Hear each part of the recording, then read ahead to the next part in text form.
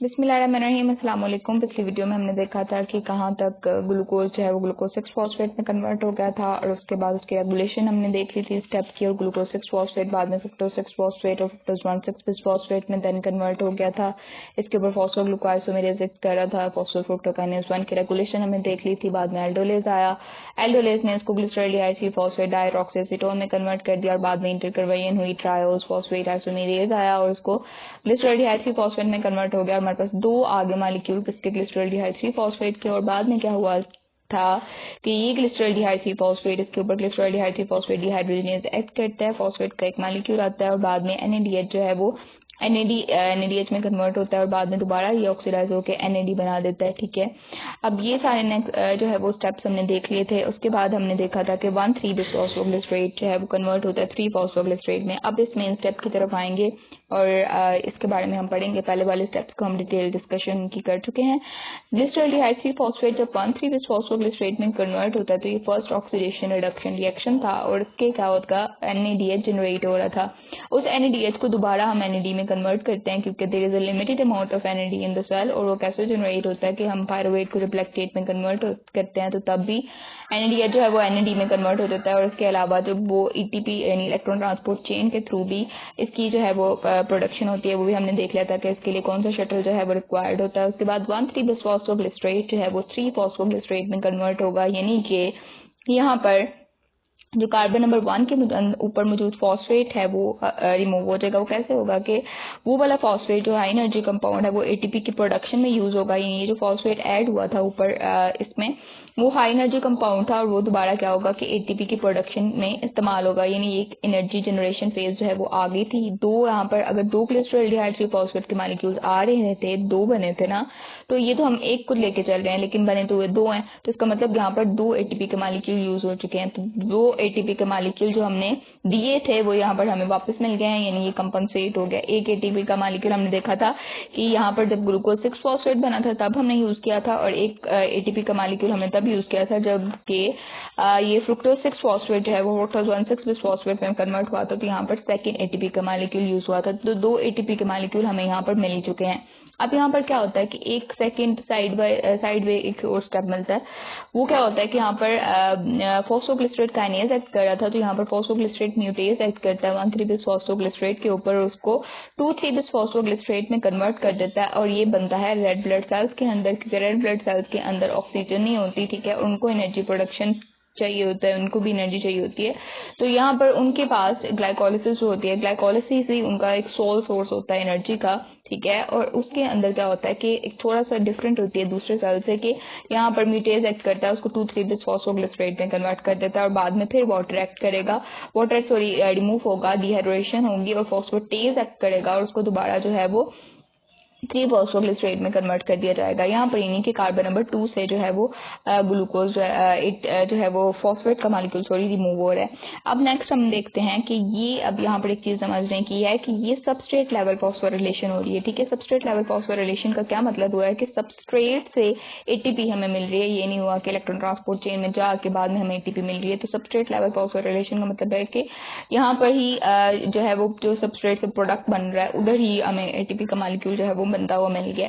अब एक होता है पेंटावेलेंट आर्सेनेट, यानी कि ये जो है एक पॉइजन होता है। जब हम अगर ये किसी की बॉडी में चला गया तो वो क्या करता है कि यहाँ पर जो आर्सेनेट है वो क्या करता है कि इस फॉस्फेट के साथ compete करता है, ये जो फॉस्फेट ऐड हुआ था इसके साथ compete करता है और इस स्टेप को 1,3 बिस फॉस्फोग्लिसरेट वाले स्टेप को बाईपास कर देता है। इसको बाईपास करके क्या करता है कि इस ग्लिसरॉल्डिहाइड 3 फॉस्फेट को डायरेक्ट कन्वर्ट कर देता है 3 फॉस्फोग्लिसरेट में। तो जो ATP का मॉलिक्यूल यहाँ पर बना था जो हमें एनर्जी प्रोवाइड कर रहा था वो ATP का मॉलिक्यूल हमें नहीं मिलेगा।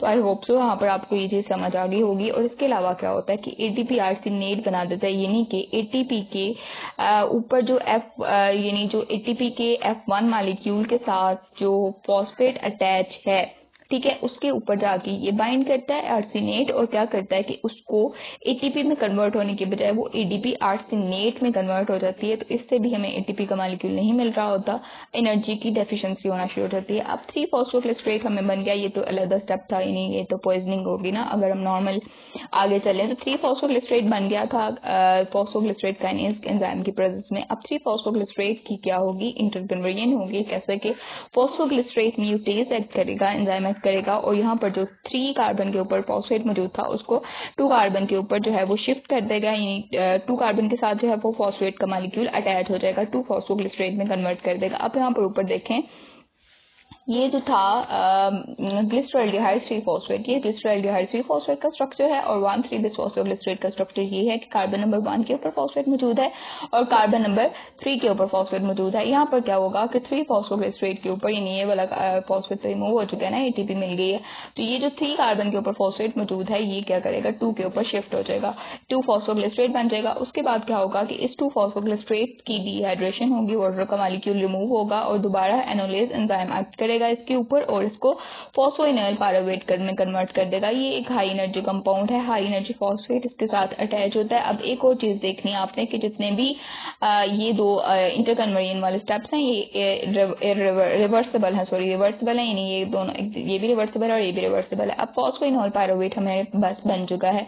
अब यहाँ पर एक और रेगुलेटरी स्टेप आ गया, ये नॉन रिवर्सिबल है, ये रेगुलेटरी स्टेप है, कमिटेड स्टेप है, मेन स्टेप है, इसकी भी रेगुलेशन करते हैं। पायरुवेट काइनेज क्या करेगा, इस फॉस्फोइनोइल पायरुवेट को पायरुवेट में कन्वर्ट कर देगा, जो इसका एंड प्रोडक्ट है, हमने स्टार्ट में डिस्कस किया था ग्लाइकोलिसिस का। अब ग्लाइकोलिसिस का ये एक एंड प्रोडक्ट है, फॉस्फोइनोइल पायरुवेट जो है वो पायरुवेट में कन्वर्ट हो जाएगा पायरुवेट काइनेज की प्रेजेंस में और जो हाई एनर्जी फॉस्फेट कंपाउंड था वो क्या करेगा, दोबारा एटीपी बनाने में यूज होगा और इसके ऊपर इसकी रेगुलेशन कैसे होगी, अभी देखें, ये हाई एनर्जी फॉस्फेट कंपाउंड था, ठीक है, किसके पास, फॉस्फोइनोइल पायरुवेट के पास, और ये टूटेगा और बाद में क्या होगा, एटीपी हमारे पास मिल जाएगी हमें। अब नेक्स्ट क्या होगा, इसकी रेगुलेशन हम देखते हैं। इसकी दो तरह से रेगुलेशन होती है, एक होती है फीड फॉरवर्ड रेगुलेशन। अब फीड फॉरवर्ड रेगुलेशन में क्या होता है कि अगर एनर्जी ज़्यादा है, एटीपी की कंसंट्रेशन जो है वो ज़्यादा है, तो क्या होगा कि ये जो है स्टेप पायरुवेट काइनेज जो है वो इनहिबिट हो जाएगा, इसकी जो है वो इनहिबिशन जो है वो स्टार्ट हो जाएगी। अब एक चीज़ आपने याद रखनी है कि एटीपी का लेवल जब ज़्यादा होगा तब तो जो है वो सारे स्टेप्स इनहिबिट होंगे ग्लाइकोलिसिस के, क्योंकि हमें एनर्जी हमारे पास पहले ही बहुत ज़्यादा है। लेकिन फीड फॉरवर्ड रेगुलेशन में क्या होता है कि फ्रुक्टोज 1,6-बिसफॉस्फेट जो है वो पायरुवेट काइनेज को एक्टिव करता है। अब फ्रुक्टोज 1,6-बिसफॉस्फेट कैसे बना था कि जब फ्रुक्टोज 6-फॉस्फेट के ऊपर जो है वो एक्ट किया था किसने, फॉस्फोफ्रुक्टोकाइनेज 1 ने, और उसको फ्रुक्टोज 1,6-बिसफॉस्फेट में कन्वर्ट किया था, तो क्या हुआ था कि फॉस्फोफ्रुक्टोकाइनेज एक्ट किया था। अब दो काइनेजेस आपस में लिंक कर रहे हैं, एक फॉस्फोफ्रुक्टोकाइनेज और एक पायरुवेट काइनेज।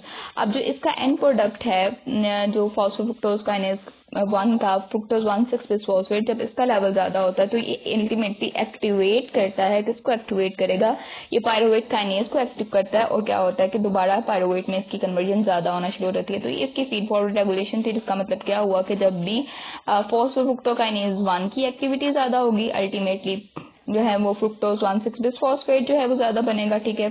अब ये मेरा वैसे एफ से इंडिकेट करें फ्रुक्टोज 1,6-बिसफॉस्फेट, और फिर क्या होगा कि पायरुवेट काइनेज की एक्टिविटी भी ज्यादा हो जाएगी। अब नेक्स्ट हम देखेंगे कि इसकी कोवलेंट रेगुलेशन कैसे होती है कि अगर सेल के अंदर ग्लूकागोन का लेवल जो है वो हाई हो गया है, ग्लूकागोन का लेवल ज्यादा है, यानी कि जो है ग्लूकोज की कंसंट्रेशन ज्यादा है, इंसुलिन का लेवल कम है, तो क्या करेगा कि वही प्रीवियस बात जो मैंने आपको फॉस्फोफ्रुक्टोकाइनेज की रेगुलेशन की दफा बताई थी कि एडिनाइल साइक्लेज जो है वो एक्टिवेट हो जाएगा, एटीपी एएमपी में कन्वर्ट हो जाएगी और वो एक्टिवेट करेगा प्रोटीन काइनेज ए को, और फिर वो है इसकी फॉस्फोरिलेशन कर देगा प्रोटीन काइनेज की और वो इसको इनएक्टिव कर देगा। और अब इसके ऑपोजिट इफेक्ट देखें, जब ग्लूकागोन का लेवल लो होगा, जब हम हाई कार्बोहाइड्रेट रिच मील ले रहे होंगे और इंसुलिन की कंसंट्रेशन ज्यादा होगी, ग्लूकागोन की लो, तो एडिनाइल साइक्लेज जो है वो इनएक्टिव हो जाएगा। जब ग्लूकागोन की कंसंट्रेशन लो होगी, एडिनाइल साइक्लेज इनएक्टिव हो जाएगा, प्रोटीन काइनेज इनएक्टिव हो जाएगा, प्रोटीन काइनेज जो है वो पायरुवेट काइनेज, सॉरी ये अब मैंने प्रोटीन काइनेज जो है वो इनएक्टिव लिख दिया, इसकी फॉस्फोरिलेशन जो है पायरोवेट काइनेज है यहाँ पर, सॉरी प्रोटीन काइनेज तो हमने ऊपर पढ़ लिया ना, तो ये पायरोवेट काइनेज है, पायरोवेट काइनेज, ठीक है। पायरोवेट काइनेज जो है वो इनएक्टिव हो गया था कब, जब इसकी फॉस्फोरिलेशन हो गई थी। मगर अब यहाँ पर हम देख रहे हैं ग्लूकागॉन का लेवल लो है, एटीपी एएमपी में नहीं कन्वर्ट हो रही, एडिनाइल साइक्लेज भी नहीं बन रहा, ठीक है, एडिनाइल साइक्लेज सॉरी एक्टिव नहीं हो रहा, प्रोटीन काइनेज इनएक्टिव हो रहा, फॉस्फोरिलेशन जो है वो अब नहीं हो रही, तो प्रोटीन पायरोवेट काइनेज जो है वो एक्टिव हो जाएगा। तो पायरोवेट काइनेज का हमने पता चल गया कि अगर इसकी फॉस्फोरिलेशन हो जाएगी तो ये इनएक्टिव हो जाएगा, और फॉस्फोरिलेशन कब होगी, जब ग्लूकागॉन का लेवल हाई होगा। और कार्बोहाइड्रेट रिच मील जब हम ले लेंगे तो ग्लूकागॉन का लेवल लो हो जाएगा, इंसुलिन का लेवल ज्यादा हो जाएगा, और बाद में ये सारा स्टेप रिपीट होगा। यानी ये नहीं बनेगा, ये भी नहीं, इसकी फॉस्फोरिलेशन भी नहीं होगी, पायरुवेट काइनेज की फॉस्फोरिलेशन नहीं होगी, तो ये एक्टिव रहेगा, अपना फंक्शन परफॉर्म करता रहेगा, यानी कि डी फॉस्फोरिलेशन की कंडीशन में जो है पायरुवेट काइनेज एक्टिव रहता है। तो ये हमने इसकी रेगुलेशन पढ़ ली। अब हम नेक्स्ट जो है वो देखेंगे कि पायरुवेट काइनेज की जब डेफिशिएंसी होती है तब क्या होता है। तो पायरुवेट काइनेज जो है वो उसकी डेफिशिएंसी में हमने एक चीज देखनी है कि रेड ब्लड सेल्स होते हैं उनके अंदर माइटोकॉन्ड्रिया नहीं होता, और कम्प्लीटली ग्लाइकोलिसिस के ऊपर डिपेंड कर रहे होते हैं फॉर द एटीपी प्रोडक्शन, ठीक है। अब एटीपी जो है वो उसकी मेटाबॉलिक नीड्स को पूरा करने के लिए जो है वो मेंटेन रिक्वायर जरूरी होती है। इसके अलावा उसकी जो है वो बाइकनकेव शेप को मेंटेन करने के लिए क्या होती है, नेसेसरी होती है। लेकिन अगर क्या हो कि ये जो है सॉरी क्या बात कर रही थी मैं, हाँ, अगर ये थोड़ी यहाँ पर ना फ्लैश लाइट इसकी ऑफ हो गई है, तो मैं आपको जल्दी जल्दी ये चीज़ एक्सप्लेन कर देती हूँ कि अगर एनीमिया हो जाए जिसमें पायरुवेट काइनेज की जो है वो डेफिशिएंसी होती है, तो एनीमिया ऑब्जर्व होता है, यानी सेल की बाइकनकेव शेप जो है वो मेंटेन नहीं रह रही होती, क्योंकि अब ये पायरुवेट काइनेज की जो डेफिशिएंसी होती है वो मेनली म्यूटेशंस की वजह से होती है। जब सेल के अंदर म्यूटेशन आ जाती है तो तब जो है वो सेल के अंदर कह रही हूँ इसकी पायरुवेट काइनेज की जीन के अंदर जब म्यूटेशन आ जाती है, पायरुवेट काइनेज नहीं बनता, तो क्या होगा कि सेल की बाइकनकेव शेप मेंटेन नहीं रहेगी, उसको एनर्जी नहीं मिलेगी, ठीक है, और सारा प्रोसीजर जो है वो डिस्टर्ब हो जाएगा।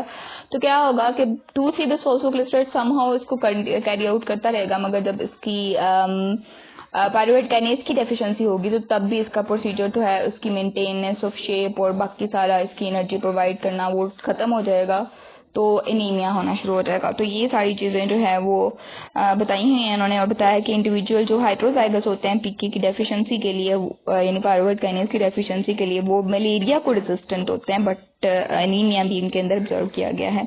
I hope so you will like the video and thanks for watching. If you have any question you can ask me.